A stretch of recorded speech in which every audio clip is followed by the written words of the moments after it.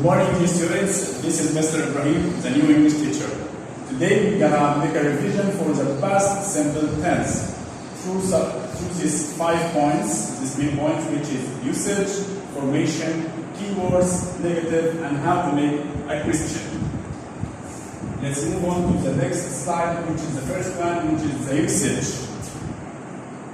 Before we start in the usage, we're gonna read with us together this short story. One day I wanted to go to the pyramids to see the heritage of the ancient Egyptians. I talked to my father about my wish. My father accepted my offer and told me we will go there next Friday. My father and I prepared a bag that contained some food and drinks. We enjoyed the journey a lot. We came back to our house at 7 p.m. So let's move on. So we use past simple tense to talk about an action started and finished in the past. Because the journey already finished, it started and finished in the past. So we use the past simple tense. Then we will have the formation.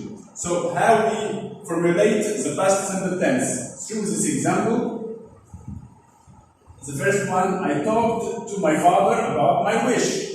It's in the past. This red bold verb is in the past. Second one, my father and I prepared a bag that contained some food and drinks. These two verbs are in the past. We enjoyed the journey a lot. We have one here in the past, and the fourth one, we came back to our house at 7 p.m. This one is in the past. So, the past simple tense is formed by adding d, ed, or ied. For the verb called regular verbs, we have two groups. First one, the regular verbs, and second one, the irregular verbs. Here we have the regular verbs, such as like, we put D, because it ends in E. And we have play, we put ED. And we have try, we put IED. The question here, why we put here ED and here IED without Y? And the two verbs ends in Y. The answer is because the play, the verb play ends in Y, and we have a vowel before the Y. So we put ED directly. And if the verb ends in Y, and we have a consonant before the Y, we have to drop the Y, drop it, omit, and we put IED without the Y. We move on for the irregular verbs. But with some other verbs, we don't add ed, or ied, or d. For example, told and care in the short story.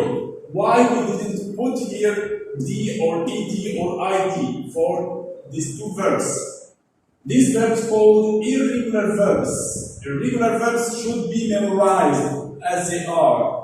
We have three conjugations. The first conjugation, second conjugation, third conjugation. The second conjugation, which is the past, we have to memorize it as it is. So, we have to memorize from our books.